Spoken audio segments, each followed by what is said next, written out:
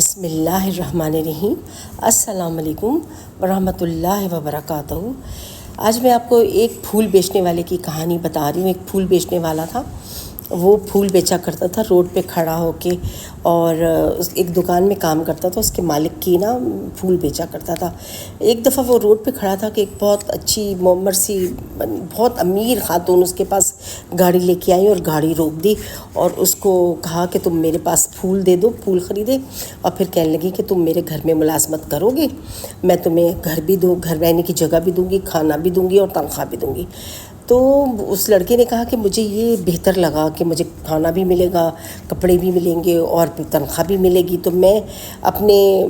جو گھر والے ہیں ان کو کچھ پیسے تو دے سکوں گا، یہ تو سارا دن میں دھوپ میں خوار ہوتا ہوں اور مجھے کچھ بھی نہیں ملتا۔ اس نے کہا جی، اس نے فوراً کہہ دیا ہاں میں آپ کے ساتھ نوکری کروں گا، اور وہ ان کی گاڑی میں بیٹھ کے ان کے ساتھ ان کے گھر چلا گیا۔ جب گھر پہنچا تو کہنے لگا کہ بہت ہی خوبصورت گھر بار تھا، ہر چیز اچھی تھی، اور مجھے بڑے اچھے کپڑے دیے انہوں نے، اور کہا بہت اچھا سا لباس پہنو، اور سب لوگوں سے کہا کہ اس کو سلام کرو، اس کو اچھے رکھو۔ ہر ایک کی ہمت نہیں ہو رہی تھی کسی کی مجھے کچھ اس طرح دیکھنے کی کہ میں نیا نوکر ہوں، بلکہ انہوں نے میرا تعارف ایسے کرایا کہ جیسے میں کوئی بہت بڑی کوئی چیز ہوں ان کے لیے۔ میری عمر اس وقت 17 سال تھی، لیکن انہوں نے بڑی معمر سی خاتون تھی، انہوں نے بڑے اچھے سے مجھے پیار محبت سے اس طرح اپنے گھر میں لے گئی، اچھا لباس پہنوایا، اور میں سارا دن باہر بیٹھا رہتا تھا کرسی پہ، اور جب کوئی کام ہوتا تھا تو مجھ سے کہتی تھی کہ بھئی بہت سارے مہمان ان کے پاس آتے جاتے تھے اور بیٹھتے تھے، اور بڑی بزنس ڈیلنگ ہوتی تھی اور یہ ہوتا تھا، اور وہ کہتی تھی آؤ میرے پاس، بس باہر جو ٹوکرے پڑے ہیں وہ اٹھا کے لے آؤ۔ جو ٹوکرے اٹھا کے لاتا تھا اس میں مٹھائی ہوتی تھی، مجھے کہتے تھے مٹھائی کے ٹوکرے اٹھا کے اندر لے آؤ۔ اب میں مٹھائیوں کے ٹوکرے اٹھا کے اندر لاتا تھا، مجھے نہیں معلوم کہ اس مٹھائی میں کیا ہے۔ ایک دن میں نے اٹھا کے دیکھا تو اس کے اندر مجھے کچھ مشکوک چیزیں لگی، مٹھائی اوپر، نیچے کوئی اور چیزیں تھیں۔ مجھے دیکھ کے بڑی تشویش ہوئی، میں نے کہا پتہ نہیں یہ جو آنٹی ہیں کیا کام کرتی ہیں کیا نہیں، مجھے نہیں معلوم۔ لیکن کچھ لوگ آتے تھے جو ایسے جن کو بلیک کا پیسہ یہ دیتی تھی، کبھی ٹوکروں کے نیچے پیسہ ہوتا تھا، کبھی کچھ ہوتا تھا،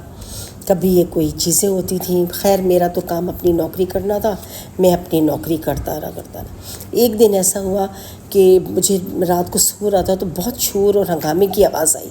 میں نے کہا پتہ نہیں کیا چیز ہے، کیوں ہنگامے کی آواز ہے۔ میں نے باہر نکل کے دیکھا تو جو میری میڈم تھیں ان کو 2 بندے گھسیٹ کے لے جا رہے تھے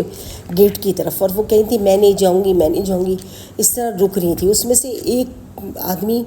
گارڈ تھا جو روک رہا تھا، اور ایک وہ بندہ تھا جو روز ملنے آیا کرتا تھا، وہ گھسیٹ کے گیٹ کی طرف لے جا رہا تھا اور کہہ رہا تھا میرے ساتھ چلو، میرے ساتھ چلو۔ وہ نہیں جانے کو تیار تھی، وہ کہتی مجھے نہیں جانا تمہارے ساتھ، مجھے نہیں جانا، اور وہ روک رہی تھی۔ اتنی دیر میں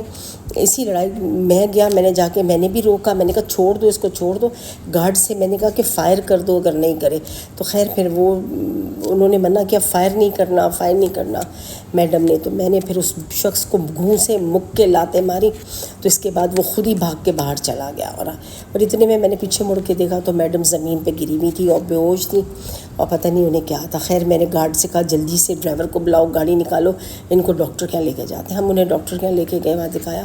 تو ڈاکٹر نے بتایا کہ یہ ہارٹ پیشنٹ ہے اور ان کا دل بڑا نازک ہے، اور یہ بہت ہی بری پوزیشن میں، پتہ نہیں تھوڑے دن کی مہمان ہے، یہ کس طرح اپنی زندگی سروائیو کر رہی ہیں، مجھے سمجھ نہیں آئی ہے۔ ابھی ان کو ہوش آئے گا تو پھر یہ صحیح ہو جائیں گی، آپ ان کے پاس ہی رہیں، ابھی بات کرتے ہیں ان سے، ان کو بالکل کوئی صدمہ نہ دیجیے گا، یہ نہ دیجیے گا۔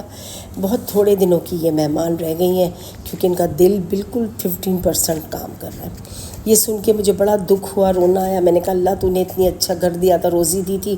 اب وہ میڈم ہی نہیں رہیں گی تو میری کہاں یہاں روزی رہے گی۔ میرے دل میں دکھ ہوا۔ اتنے میں میڈم کو ہوش آیا، انہوں نے مجھے دیکھا، مجھے اپنی طرف بلایا اشارے سے، اور میرا ہاتھ پکڑ لیا، مجھے ہاتھ پکڑ کے کہنے لگی کہ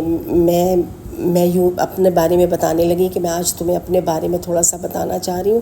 کہ میں اس طرح اپنے والد کی اکلوتی بیٹی تھی، میرے والد کا انتقال ہو گیا تھا، انہوں نے میری شادی جس سے کرائی تھی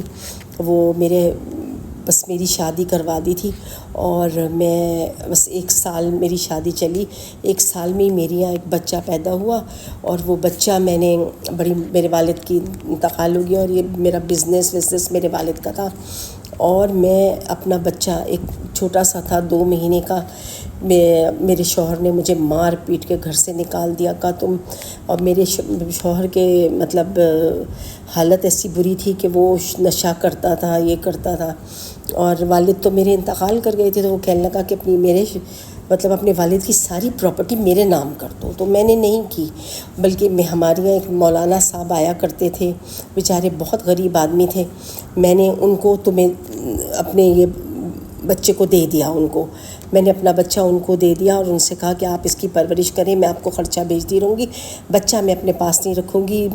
میرا شوہر کسی طرح اس کو کوئی نقصان نہ پہنچا دیں۔ یہ کہہ کے بچہ ان کو دے کے میں اکیلی اپنے گھر میں واپس آ گئی، اور میرا شوہر جب آیا اس نے مجھے بہت مارا پیٹا، یہ وہ، خیر میں نے پولیس میں اطلاع دی کہ یہ اس طرح میرے پیچھے پڑ گیا، اور یہ وہ،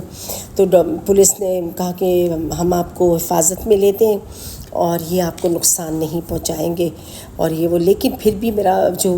ہسبینڈ تھا اس نے مجھے طلاق دے دی، اور پھر وہ مجھے چھوڑ چھاڑ کے بھاگ گیا یہاں سے، پیسہ لے کے میرا بہت سارا، لیکن وہ جائیدادیں نہیں لے جا سکا میرے والد کی، وہ سب میرے پاس ہی نہیں۔ میں نے اس کے اوپر آہستہ آہستہ کام کیا، میں کام کرتے کرتے غلط چیزوں میں بھی پڑ گئی، انہوں نے بہت سارے لوگوں نے میرے سے نشہ آور چیزیں بکوانی شروع کر دیں، اور اسمگلنگ شروع کر دی، اور بلیک کا پیسہ میرے پاس جانے لگا، میرے پاس بہت جائیداد سب کچھ بہت بن چکا ہے، اور کہنے لگی کہ جو بچہ میں نے مولانا صاحب کو دیا تھا تمہیں معلوم ہے وہ بچہ تم ہو، اس کے والد کا نام بھی بتایا، تو وہ کہنے لگا یہ مولانا تو میرے والد ہیں، تو کہا کہ ہاں تم میرے بیٹے ہو، میں نے تمہیں ان کو دیا تھا، انہوں نے اسی لیے لیا کہ یہ میرا جائز بچہ تھا،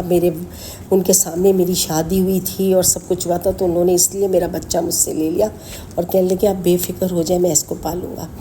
تو تم میرے بیٹے ہو، میں آج تمہیں اسی لیے لے کے آئی تھی یہاں پر کہ تم دیکھ لو یہ گھر بار سب تمہارا ہے، میں نے ایک ایک چیز تمہارے نام کر دی ہے، اسی لیے اب وقت آ گیا تھا کہ میں تمہیں لاؤں، اور تمہارے والد کو بھی یہ سب پتہ ہے کہ میں تمہیں لے کے آئی ہوں، اگر تمہیں یقین نہ آئے تو تم جا کے ان سے ساری کہانی پوچھ لینا، میری زندگی کا کوئی بھروسہ نہیں ہے، میں نے بہت تکلیفیں اٹھائی ہیں، بہت دکھ اٹھائے ہیں، میں نے بہت صدمے لیے ہیں ان چیزوں کے، اور زندگی میں اتنا سا ہے، لیکن اب میری ہمت بس ختم ہو گئی تھی، تو میں نے کہا یہ وقت آ گیا ہے کہ میں ساری باتیں اپنے مصدوق بھائی کو بتا دوں، تو مصدوق بھائی کو جا کے انہوں نے سارا کچھ بتایا جو کہ تمہارے والد ہیں آج کل، تو اس نے کہا ہاں ٹھیک ہے، میری بہنیں بھی ہیں، اس سے کہا ٹھیک ہے مجھے سب معلوم ہے، میں نے خود ہی تو اپنے ہاتھوں سے تمہیں دیا ہے، بس یہ کہہ کے بس وہ ایک دم خاموش ہو گئیں، پھر میں ڈاکٹر کو بلایا، دیکھا کرا، تو بس وہ بالکل مرنے کے قریب کوما میں جا چکی تھی، بس پھر